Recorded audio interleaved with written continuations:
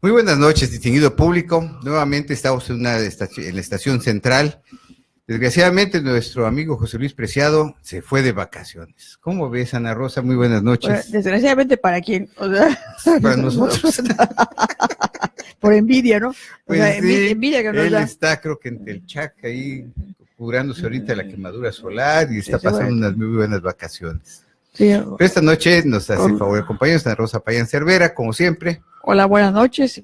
Encantada de estar aquí con ustedes y vamos a platicar de temas hoy muy, muy importantes. Ojalá que nos sigan. Importante. Pero te veo cara de felicidad.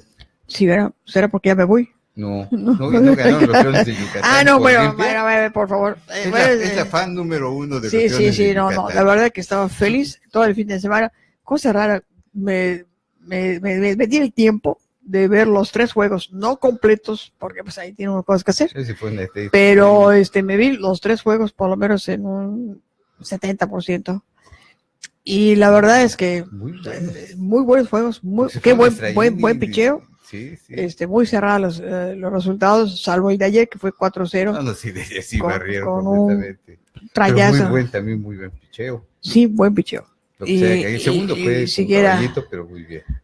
Vale. Todo vale. Todo vale, claro que sí. Hasta las malas pichadas. Muy bien, su servidor, el doctor Diego Beira.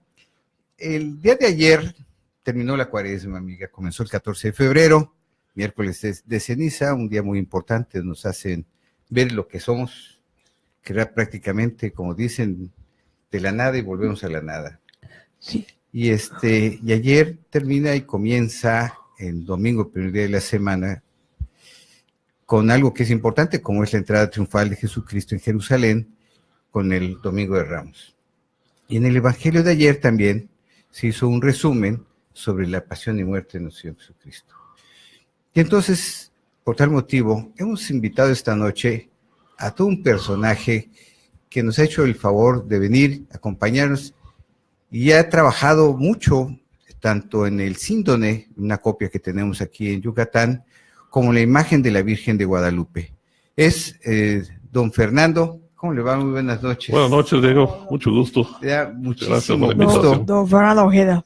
Sí. Don Fernando es un contador público. Don Fernando Ojeda Yáñez es un contador público, es un asesor de empresas, pero desde 1992, cuando Juan Diego ya fue canonizado, él se hizo cargo de la introducción de la imagen de la Virgen de Guadalupe, y la cual le ha llevado a muchas partes del mundo, de la República Mexicana. Ha estado en Egipto, ha estado en Jerusalén, ha estado en Cuba, en casi toda América Latina. Muchos países. Haciendo la introducción de la Virgen de la Inmaculada Virgen María de Guadalupe. Pero ellos tienen un centro que es muy importante, que es de acción social, de donde se encuentra también la Virgen de Guadalupe, allá en la avenida Mérida 2000, y allá tienen un lugarcito muy importante donde han tenido una copia fiel del síndone, o sea, del manto sagrado, aquel en donde fue envuelto nuestro Señor Jesucristo, y donde se han encontrado en más de 200 estudios que se ha hecho alrededor del mundo con gente no católica, con gente que ha negado la presencia de él, y pues las conclusiones las vivimos viendo. Pero una de las preguntas obligadas, ¿quién es el que está en la imagen del síndone, don Fernando? Bueno, Diego, la sábana santa de Turín, yo recuerdo cuando estuve en el 2012 precisamente, cuando profundicé los estudios, estuve en Jerusalén, en el Instituto Notre Dame de los Legionarios de Cristo, que tiene un museo hermosísimo. Y es la primera vez que conocí ya la sábana santa así más profundamente por los estudios que me estaban presentando. Y precisamente se llama el museo ¿Quién es el hombre de la sábana? ¿Ah? Así es. Allá estaba el padre Emmon Kelly, precisamente un legionario de Cristo, que te hace de una manera muy especial el recorrido en vez de que te diga, este es Cristo, fíjate de aquí, fíjate el rostro, fíjate el castigo que recibió, te dice, tú vas a deducir por ti mismo quién es el hombre de la Sábana Santa. Y después de que te hace recorrer todas las pruebas que tienen allá fotográficas, escritas, de toda la pasión que sufrió nuestro Señor Jesucristo, que están expresados en las diferentes fotografías en blanco y negro y de color, y de todo tipo de los estudios científicos realizados. Al final te pregunta, ¿quién es el hombre de la sábana? No te dice santa. Tú tienes que responder, es Cristo, porque no hay ninguna en duda. Automático. En forma automática, tú te das cuenta por todas las pruebas, sobre todo viendo las pruebas de la pasión. Y digo, qué mejor momento de Rosa de que estamos comenzando la Semana Santa y ayer vimos el Evangelio de la pasión y muerte del Señor Jesucristo, y que hoy hablemos sobre eso, sobre una prueba que es realmente muy controvertida. Muy controvertida. Sí. Nosotros los cristianos, obviamente, que pues católicos, estamos diciendo que sí lo es. Pero claro, mucha gente nosotros nos mueve mucho más la fe que el conocimiento científico. Y aquí me gustaría preguntarle a Fernando precisamente eso. ¿Cómo es que tú te dedicaste a estudiar con tanta profundidad el tema tanto de la Sábana Santa como el tema de la Virgen de Guadalupe? O sea, ¿qué te movió realmente? ¿Fue ese viaje o hubo algún otro? Bueno, como dijo, en 1990 iniciaban la promoción de la beatificación de Juan Diego. Los vuelos que hacía la Ciudad de México, me encontré 2 hojitas de papel que decían que cómo era posible que la iglesia vaya a beatificar a una persona que nunca existió. Y las apariciones de la Virgen de Guadalupe eran mentiras fabricadas por la iglesia para vender santos, estampitas, etc. Yo sabía de la Virgen de Guadalupe muy poco, realmente no había profundizado, por eso me incitó a investigar, a saber de qué se trata esto. Pero les puedo decir que Juan Diego tan existió, que ya está canonizado, está en el cielo, y que la Virgen de Guadalupe desapareció 6 veces, la 6ª la impresión de la imagen, porque tengo las pruebas científicas, matemáticas y todas las que he podido presentar alrededor del mundo, ¿no? Eso es lo que me ya he tenido el gusto de que hemos platicado exactamente sobre la imagen de la Santísima Virgen, y nos habló muy ampliamente sobre ese tema, y es un tema muy bonito que pues vamos a tocar. Yo creo que después de la mitad del programa tocaremos ese punto, pero la Sábana Santa es una imagen que no sabemos exactamente cómo llegó. Entonces, lo que pasa es que es, digamos, el objeto más estudiado del mundo en cuanto a cuestiones técnicas o religiosas han sido, y los últimos estudios o los que se han realizado en el 78 profundamente por un equipo especial llamado STORP, que conjugaba un grupo de científicos de diferentes credos y de diferentes especialidades. Tuvieron 5 días a su disposición el estudio de la Sábana Santa. Sus conclusiones son contundentes, simplemente ellos llegaron pensando que iban a encontrar la forma como fue pintada, así decían. Sí, hablaba mucha gente que había sido Leonardo da Vinci, y es una de las teorías que habían sido, pero Leonardo da Vinci nació en 1462, muere en 1519, y las pruebas que se hicieron en 1989, que con el carbono 14, hablaban de que era del siglo XIII-XIV, y más o menos de la Edad Media. Pero ahorita nos va a explicar por qué. Y lo que pasa es que realmente fue tan contundente el resultado que los que pensaban que verdaderamente iban a encontrar huellas de pintura, la forma como fue pintado del equipo, pues quedaron tan impresionados porque no pudieron encontrar huellas de pintura, ni de pincel, ni de la forma como se imprimió. Para ellos solo dijeron que fue por un leve chamuscamiento que se imprimió la imagen, y hasta el momento ha sido inexplicable, tal y como ha sido inexplicable la forma en cómo se imprimió la Virgen de Guadalupe en la tilma de Juan Diego. O sea que sí hay pruebas científicas que demuestran que no es una pintura, ni nada hecho por humanos al menos. O sea, la prueba que se ha hecho, me imagino que sale que es sangre y de algún tipo, ¿no? O sea, sí, independientemente de la forma de la sangre que aparece, que es de un hombre crucificado, independientemente de eso, las pruebas microscópicas que hicieron del hilo, del lino, de la parte que está, de un hilo donde está impresa la imagen, agarra menos de una milésima en la parte de arriba nada más, no traspasa el hilo donde está impresa la imagen. Es una prueba microscópica que hicieron en todas diferentes partes de hilos donde está la imagen impresa. Por lo tanto, no se explica la forma en cómo fue la impresión. Claro. Se piensa de que hubo en el momento de que Jesucristo resucitó, hubo una levitación y hubo una energía que salió en todas partes y fue la que chamuscó, quemó esa sábana santa, puesto que no tiene realmente, ni está quemado de los dos lados, sino solamente va del lado donde estaba. Y únicamente el rostro, ¿no? Además. Esa es la donde se ve todo el cuerpo completo, pero lo que sí traspasa de un lado para otro es la sangre. Eso sí. Eso es impresionante, la sangre tipo AB pasa de un lado para otro. La quemadura no solamente es de la parte interna, de adentro hacia afuera, y el lado de afuera no se ha quemado. Y como se ve que al estar levitado, el cabello también cayó y se separó la sábana por la misma gravedad, entonces hay una pequeña distorsión entre la parte frontal y la parte posterior. O sea, como es tridimensional, es una impresión muy importante y que pues nadie le había dado importancia hasta 1898, que un italiano empezó a tomar una fotografía y que se dio cuenta de que el negativo salía en positivo. O sea, veían la sábana santa, que es un color beige con quemaduras, y las imágenes son algo cafés anaranjadas. Y entonces, cuando ve la imagen, sale al revés, sale en un positivo, porque entonces el otro era un negativo. La imagen, por eso hay otras partes donde por eso se dice que es negativa y positiva, porque si la ves al revés, se ve al contrario. Pero sí demostró que esta imagen era muy importante y vino a cambiar la imagen que se tenía de él.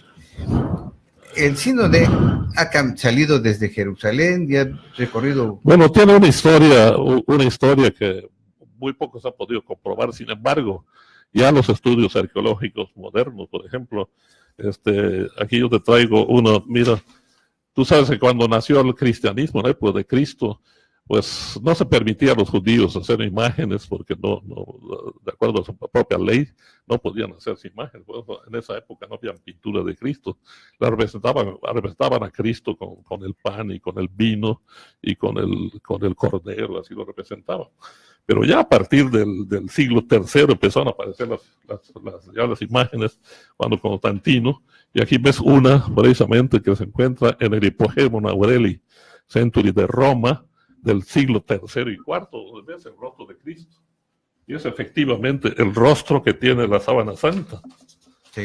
O sea que no es necesario ponerse a buscar de dónde vino la sábana santa, sino que hay pruebas en las cuales este es el rostro de Cristo, perfectamente comparado, ya matemáticamente comprobado que es el mismo rostro el que tiene Cristo del siglo III.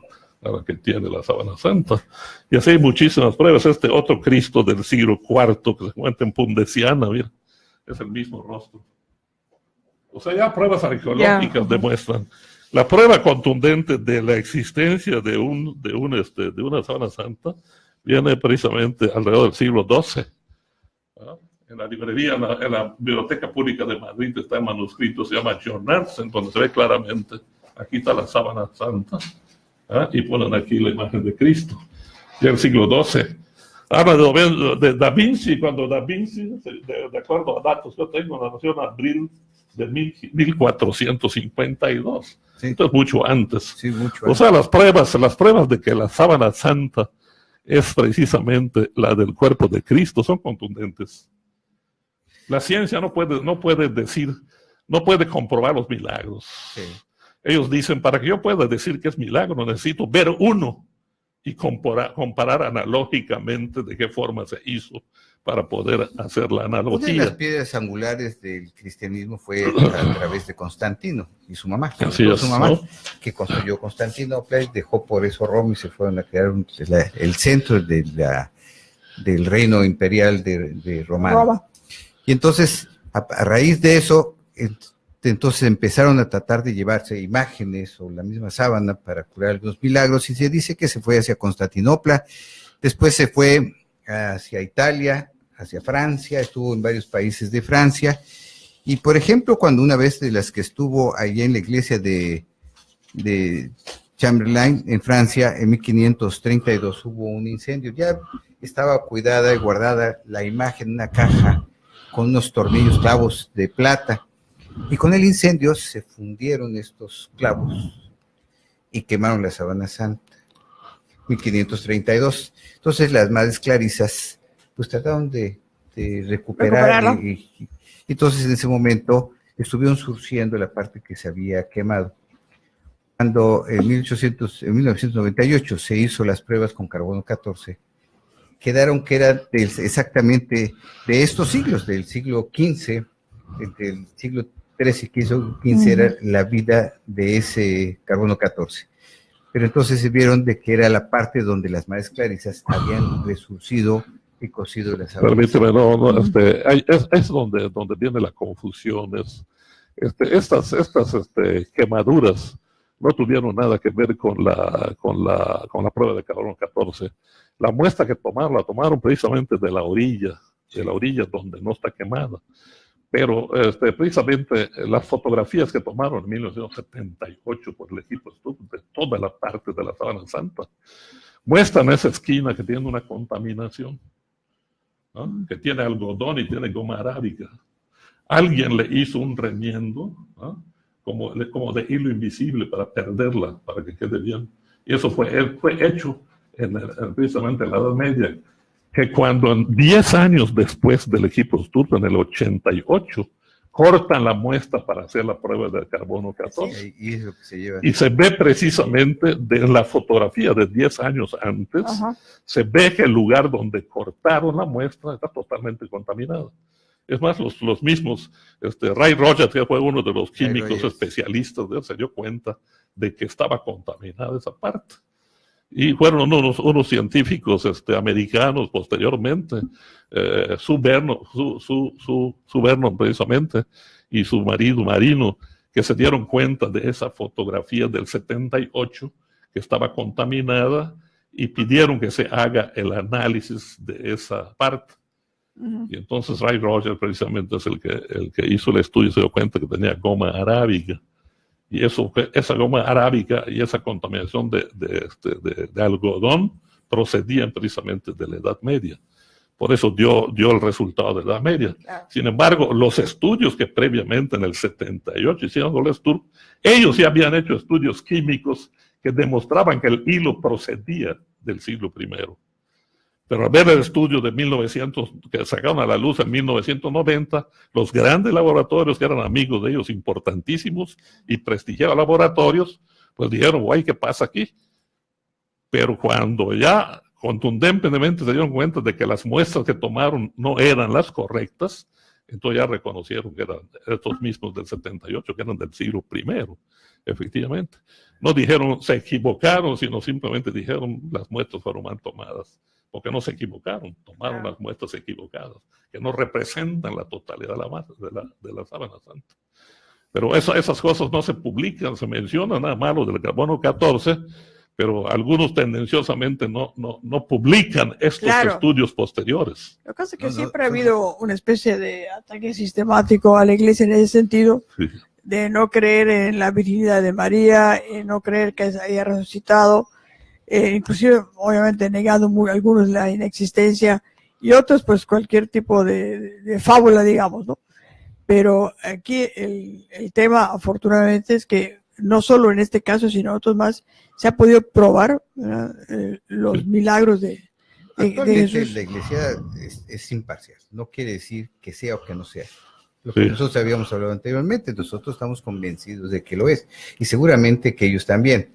Pero el Papa Juan Pablo II hizo una declaración muy importante donde dijo, nosotros no podemos decir que sea o que no sea, creemos en la fe. Este es un proceso que no es de fe, es una sábana.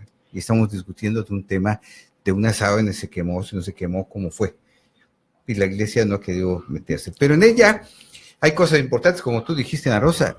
En el rostro es la parte que está mucho mejor detallada que todo el organismo.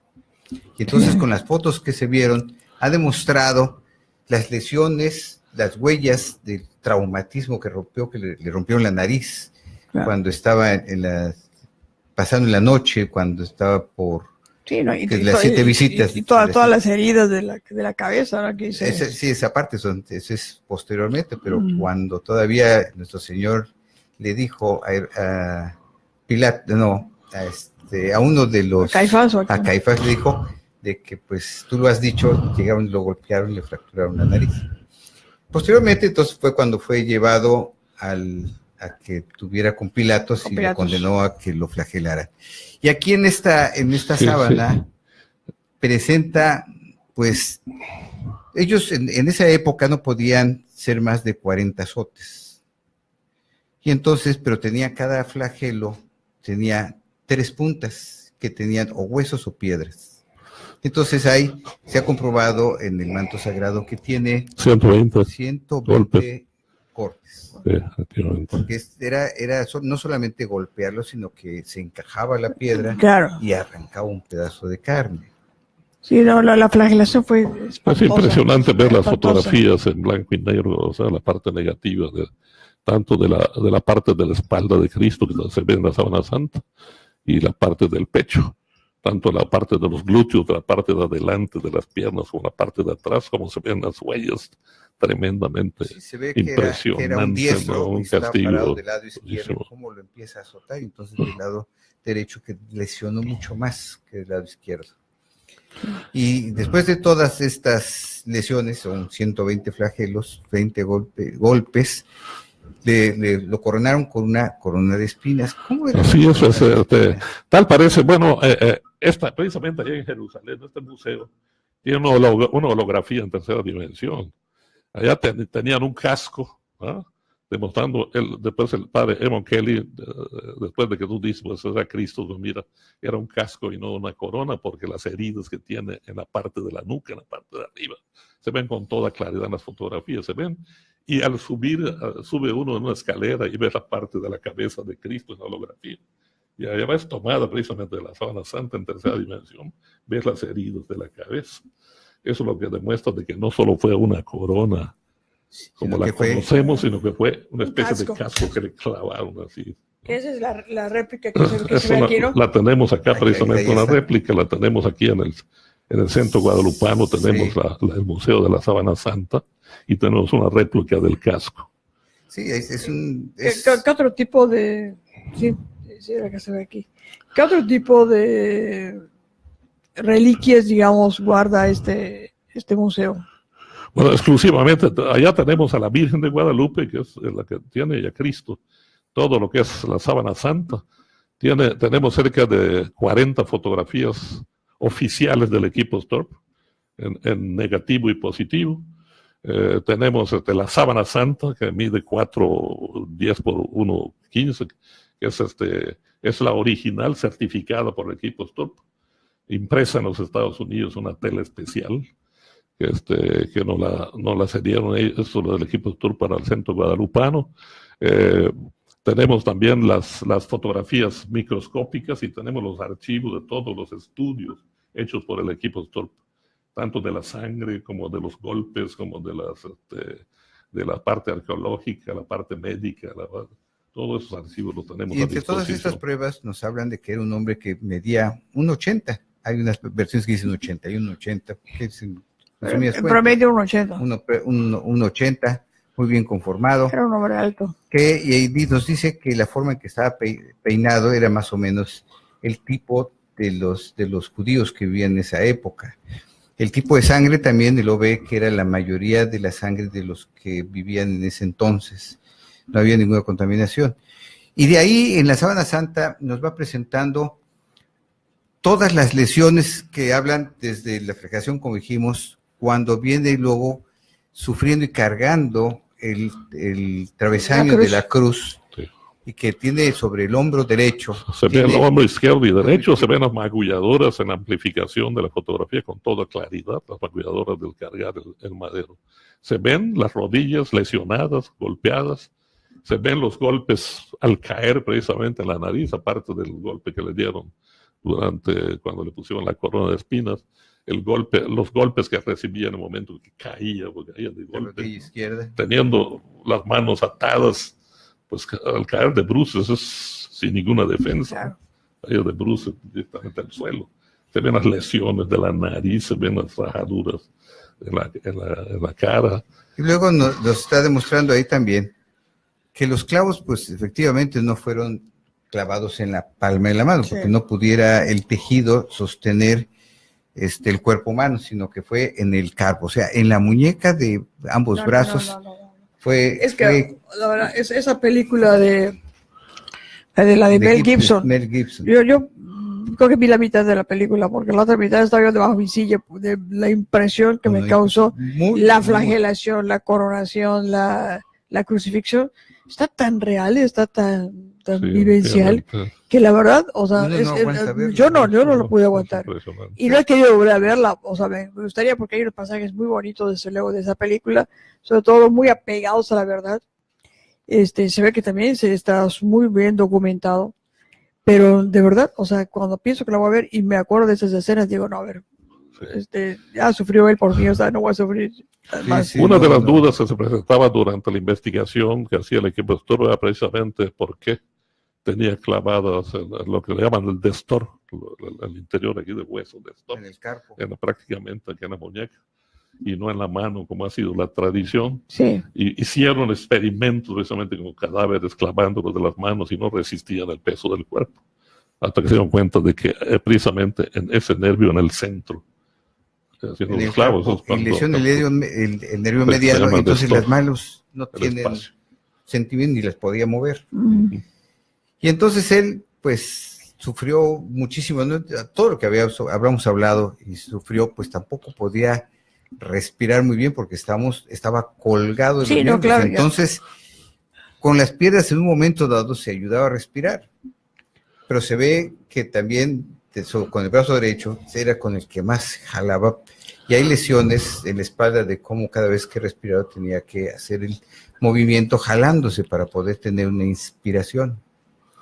Entonces, en la noche, pues, y también los regueros de sangre de la mano. Sí. También ahí están. Ahí se ven, o sea, se desangra, para empezar se desangra, ¿no? O sea, el momento luego la intensidad del dolor, no sé cómo le dio un paro cardíaco antes, ¿no? O sea.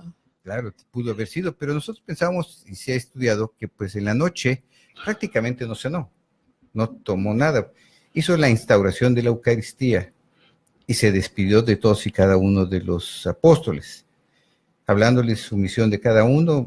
A Judas Iscariote lo mandó a donde tenía que ir. Ya sabes qué tienes que hacer, ¿no? Ya sabes lo que ya tienes sabes que hacer. Quién. Y después de ahí se fue a los Olivos. Y allá estuvo consigo mismo sufriendo por lo que él ya había visto. La visión de lo que... Y entonces también de ahí tuvo una pérdida de sangre cuando sudó sangre. Esta está muy bien documentada, puesto que tiene que ser un sufrimiento extremo para poder llegar a tener ese sangrado. Entonces no sonó bien, tuvo pérdida de sangre, toda la noche estuvo despierto, obviamente no volvió a tomar nada. En la mañana, temprano, es cuando, como las 10, 11 de la mañana, lo llevan a la crucifixión y está ahí colgado. No, cerca además, de las 12 del día fue cuando... Oye, el camino, cargar, la flagelación, todo lo que se ve. Entonces estuvo perdiendo mucha sangre. Al no cenar también estaba medio no bien hidratado, medio deshidratado. Y tantos golpes, la pérdida de sangre en todos los sentidos, en la cabeza, en los brazos, en los costados, el sufrimiento. Por eso dicen que duró muy poco tiempo, pero estuvo de 12 del día, que dicen que fue cuando entró la pérdida de la luz y un viento bárbaro, que también debe haber sufrido también en los combates de la arena que golpeaban. Te ha tocado aquí en la arena el viento y te pica horriblemente, ¿verdad? Y cuando lo quisieron matar, por eso no lo fracturaron las piernas a sus vecinos, sí les fracturaron las piernas. Claro, pero él ya estaba para muerto. Que ya no pudieran respirar, estar colgados, mueren por asfixia. Y él, pues, no lo fracturaron porque vieron que estaba ya muerto. Fue cuando le hicieron la punción con la lanza. El lance, le decían. Y entonces el costado derecho, y salió agua y sangre. ¿Por qué debe haber tocado? También los estudios químicos muestran con toda claridad que hay sangre y agua en la parte de la sábana santa. Y en el manto, en la sábana santa también aparece el agua, sí. Pero no solo el agua, sino me imagino que se ve la herida del costado también, sí, ¿no? Y allá es donde se ve la parte de la sangre venosa y se ve la sangre, el agua, el líquido sanguíneo. Y y como vemos, hay una serie, y todas estas pruebas que estoy hablando, las muestra perfectamente bien la sábana. Así es, efectivamente. Entonces no es muestra toda la pasión. Entonces, dicen, la corona de espina, la flagelación, la cargada de la cruz, la crucifixión, las caídas. En el museo, ¿qué podemos ver? Toda la pasión de Cristo. Está descrita con todas fotografías. Fotografías a la vista. Con fotografías. ¿Cómo se puede visitar este museo? Además, simplemente formar un grupo o individual. Son grupos mínimos de 10 personas, máximos de 10 personas. Se habla el teléfono y ya está. Se saca una cita en la mañana o en la tarde. Para que haya una guía que les guíe, claro, les explique todo. Ahorita en época de Semana Santa. Sí, se puede. Ahora no hay horario, hay días. Se ponen de acuerdo con la persona que hora ese día. Podemos dar el teléfono. Sí, o no. Ok, entonces, mire, para quienes los estén escuchando, lo están viendo y quieren visitar este importantísimo museo de la Sábana Santa, me imagino que debe tener mucho interés para los católicos, pero aún para los no católicos, yo creo que es algo que es extremadamente interesante y ojalá que todos pudiéramos acudir. Entonces, para hacer una cita, pueden marcar el teléfono 999-285-2241. Se aceptan visitas individuales y máximo grupo de 10 personas, ¿no? Sí. O pueden hacer 2 grupos, dice 20, van entrando uno. Sí, claro. Uno. Porque pero el grupo máximo de 20 personas, o sea, eso quiere decir que van entrando máximo de 10 en 10, ¿no? Sí, así es. Porque es gente, está Yamili Calderón también, el maestro. Ella está de directora del Centro Guadalupano, precisamente. Yamili Calderón, la directora del Centro Guadalupano. Yo soy el coordinador general de todo el Centro Guadalupano, pero ella ve toda la parte de beneficios sociales. Y entonces no es traer y ver y leer, sino de que hay una gente especializada que ya ha estudiado, que está bien preparada, y les va llevando de la mano para que vayan observando y viendo cada una de ellas. Y ahorita vamos a hacer un corte y vamos a hablar sobre una de las pruebas finales que detectaron que es importante también mencionar. ¿Cómo no?